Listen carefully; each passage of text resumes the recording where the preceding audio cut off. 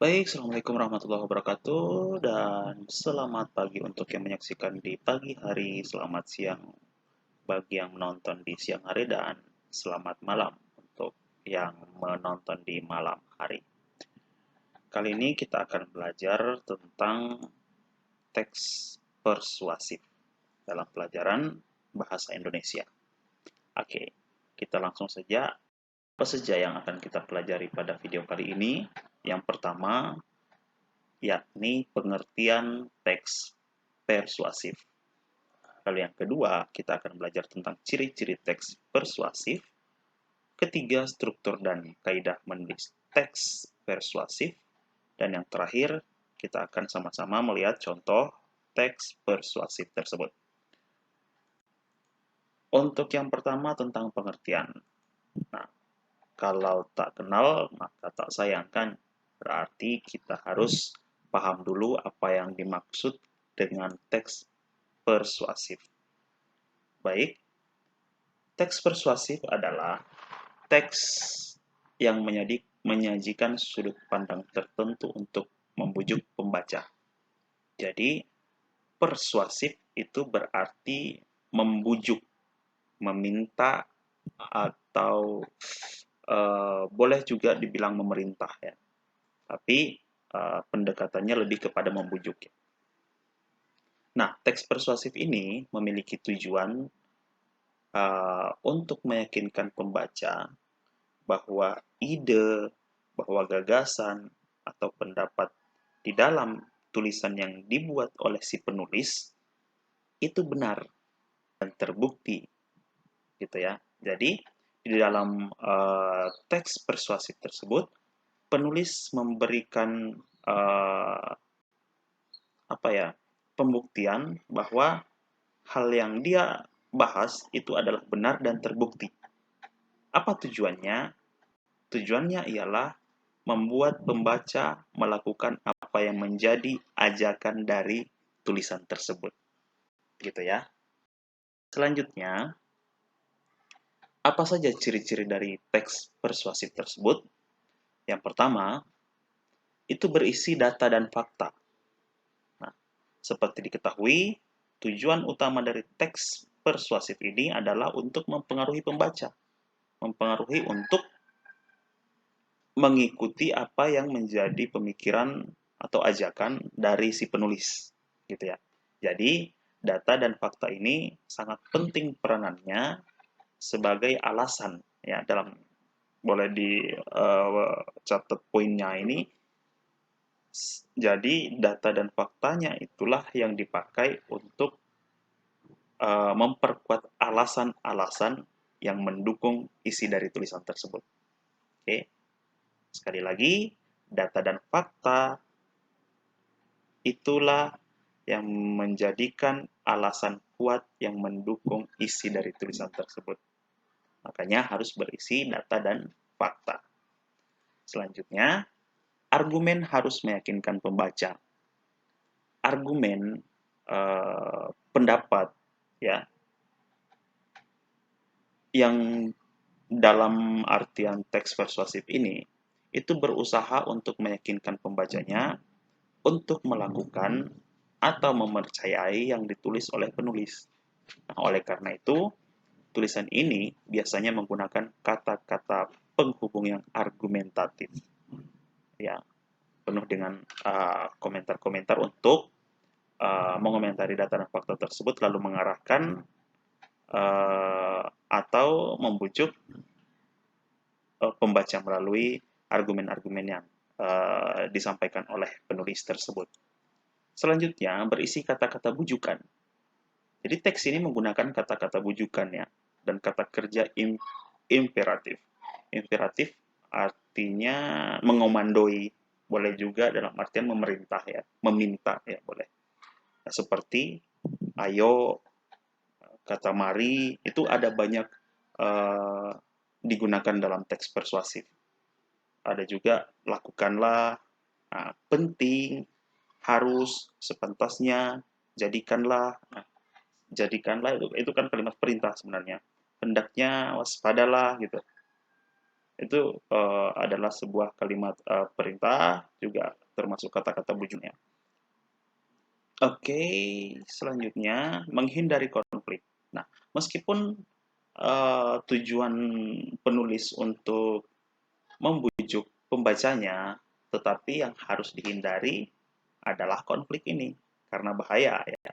Jadi hal ini biasanya dilakukan untuk mempertahankan kepercayaan pembaca. Nah, pendapat atau fakta yang digunakan itu bertujuan untuk mempengaruhi pembaca supaya mengikuti ajakan-ajakannya, tetapi satu hal yang harus perhatikan bahwa harus dihindari konflik sebisa mungkin supaya uh, seperti tadi itu mempertahankan kepercayaan pembaca. Oke, jangan sampai mengajak untuk hal yang baik tetapi ujung-ujungnya tidak tercapai gitu kan. Oke. Intinya ada 4 ciri-ciri dari teks persuasif ini. Selanjutnya, strukturnya seperti apa sih? Nah, struktur teks persuasif ini yang pertama, dia akan masuk dengan cara mengenalkan isu. Mengenalkan apa yang menjadi pokok bahasan gitu. Misalkan ajakan isinya mau mengajak untuk ikut berpartisipasi dalam lomba-lomba sekolah. Nah, yang diperkenalkan di situ adalah bisa dari sekolahnya terlebih dahulu, lalu kemudian mengenalkan lomba-lombanya dan tujuannya. Nah, itu juga bisa ya. Jadi pengenalan isu dulu. Kemudian kedua, rangkaian argumen. Nah, setelah isunya disampaikan, argumen penulis dimasukkan. Nah, antara pengenalan isu dengan rangkaian argumen ini dua hal yang tidak bisa dipisahkan. Kenapa? Karena saling menguatkan satu sama lain. Pengenalan isu itu akan memperkuat rangkaian argumen itu juga akan membuat pengenalan isu yang dikenalkan tadi menjadi lebih dalam lagi gitu. Lalu kemudian ketiga barulah masuk ke pernyataan ajakan.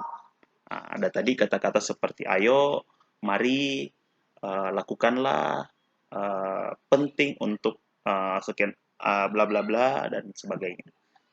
Lalu yang terakhir, penegasan kembali. Nah, penegasan kembali boleh mengambil poin dari isu yang digambarkan tadi, lalu kemudian kunci dari argumen yang mau disampaikan, lalu pernyataan ajakan yang ingin dikunci di penegasan kembali ini. Jadi, penegasan kembali itu selalu terkait pula dengan isunya, kemudian argumen yang disampaikan, kenapa begitu, lalu kemudian uh, ajakan kembali, biasanya seperti itu ya. Jadi, ini struktur teks persuasif. Ada 4 sih ya. Kemudian, kaidah penulisannya seperti apa? Yang pertama, itu harus menggunakan kata-kata bujukan. Nah, seperti yang tadi kita sudah dengar, yaitu contoh kata-kata bujukan itu seperti penting untuk bla bla bla, harus ada kata harusnya, lalu ada kata sudah semestinya, ada juga kata sepantasnya dan kata-kata bujukan lainnya. Lalu selanjutnya menggunakan kata-kata kerja yang bersifat imperatif atau memberi komando ya. Seperti jadikanlah bla bla bla, waspadalah bla bla bla, hendaknya dan kata kerja imperatif lainnya.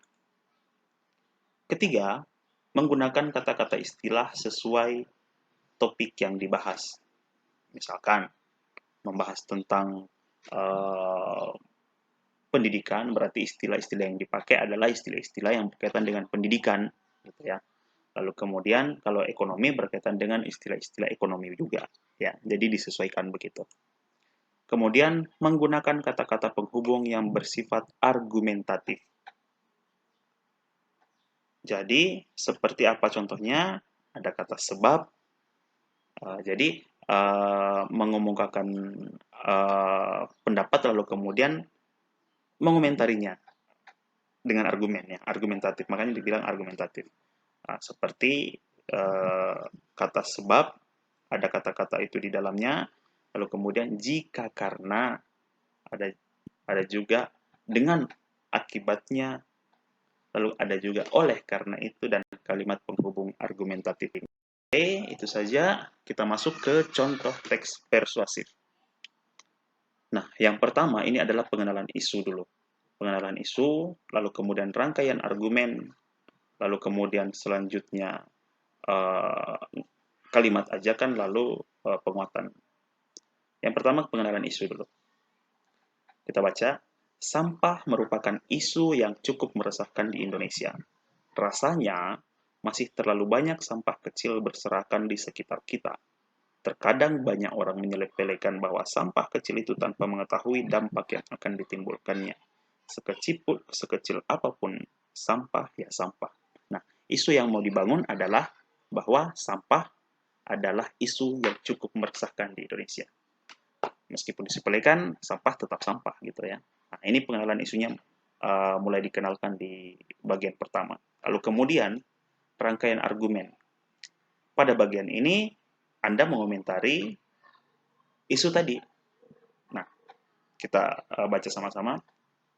Sampah yang kita buang di mana saja tidak akan hilang sendiri.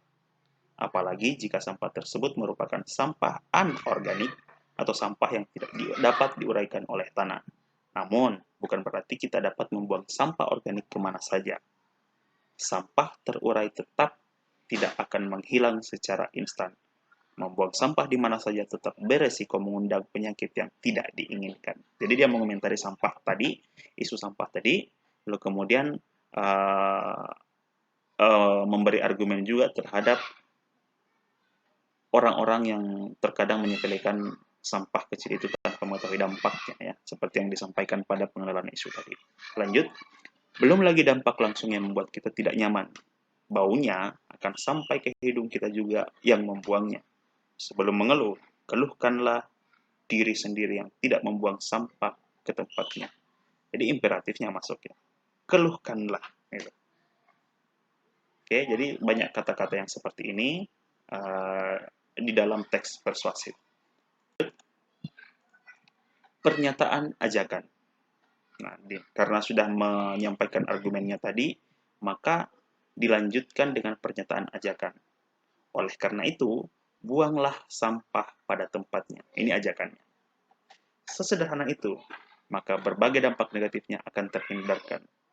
Lalu kemudian ada lagi kalimat ajakan. Hargailah orang-orang yang selama ini berjasa menjaga kebersihan. Nah, ini imperatif, memberi komando, memberi perintah. Ya. Hargailah orang-orang yang selama ini berjasa menjaga kebersihan.